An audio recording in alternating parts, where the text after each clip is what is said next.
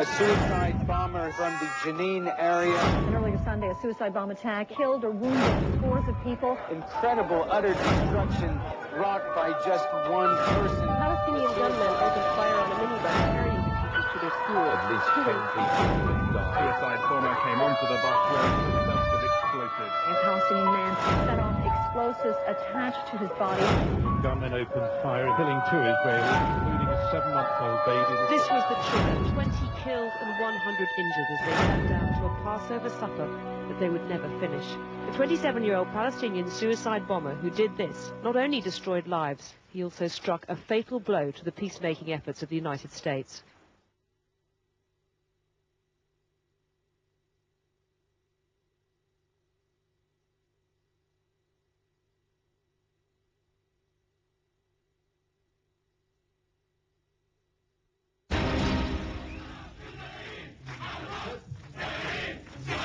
بالملايين القدس رايحين شهداء بالملايين القدس رايحين شهداء بالملايين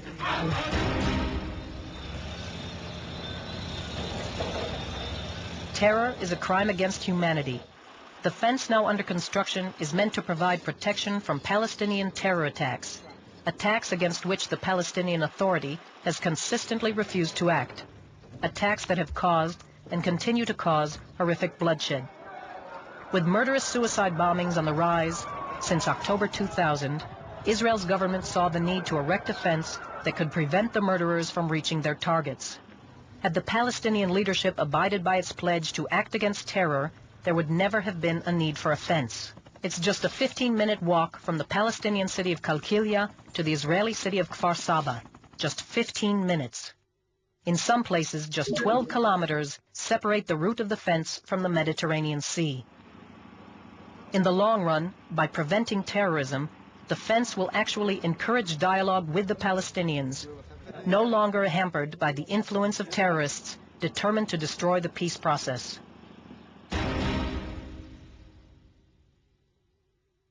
The numbers speak for themselves. Not a single suicide bomber has gotten past the security fence built around the Gaza Strip.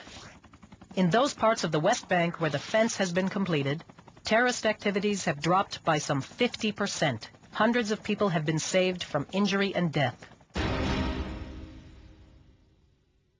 The Berlin Wall was built to stop people from fleeing to freedom. The security fence serves exactly the opposite purpose. It prevents terrorists from attacking innocent civilians. It's not a wall, it's a fence. In fact, just 20 kilometers of the total 730 planned, less than 3%, take the form of a wall.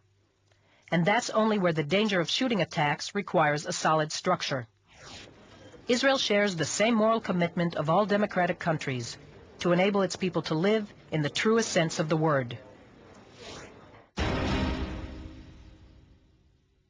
Suicide attacks carried out in Israel have victimized both Jews and Arabs, men and women, senior citizens and small children from various ethnic and religious groups, tourists and permanent residents, foreign workers and new immigrants. The security fence is meant to protect all of them. Yes, indeed.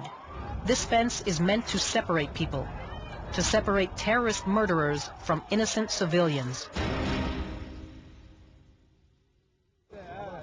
There's a delicate equation here which forces us to weigh the right to freedom of movement against the right to life. Israel is doing everything possible to minimize the damage caused by the fence. It strives to ease the situation of civilians who feel that the fence impinges upon them. Yes, it's a security fence, but it's being built with maximum consideration for the needs of the Palestinian population. The fence will include 41 gates for farmers, 11 crossing points, and 5 terminals for the transfer of goods.